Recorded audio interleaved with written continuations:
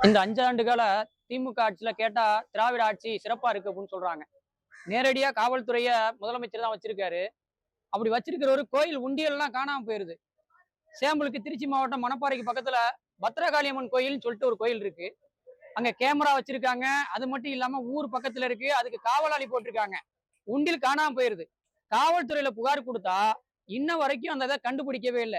இவ்வளோ செலவு பண்ணி கேமரா இருக்கு. பக்கத்துல காவலாளி போட்டிருக்காங்க. கண்டுபிடிக்க முடியல.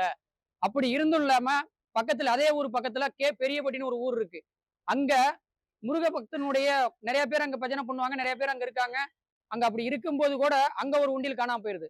தொடர்ந்து அந்த பகுதியில உண்டியல் காணாம போகுது. அதே மாரி தமிழ்நாடு முழுக்க உண்டியல் காணாம போகுது. காவலாளி இருக்காங்க, கேமரா இருக்காங்க. அந்த காவல்துறை அந்த கேமராலாம் கைப்பற்றி என்ன பண்றாங்கன்னே தெரிய மாட்டேங்குது.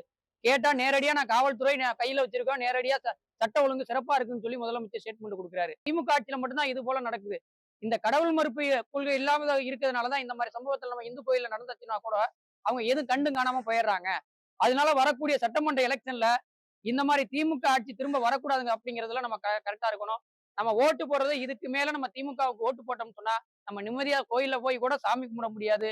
அதனால வரக்கூடிய சட்டமன்ற எலெக்ஷன்ல இந்த திராவிட ஆட்சிய நம்ம ஓட்டு போட்டு திரும்ப கொண்டு வரக்கூடாது. அதனால நம்ம அந்த இதுல தெளிவா இருந்து நம்ம ஓட்டு போடக்கூடாது அப்படிங்கிறதுல நம்ம கரெக்ட்டா இருக்கணும்.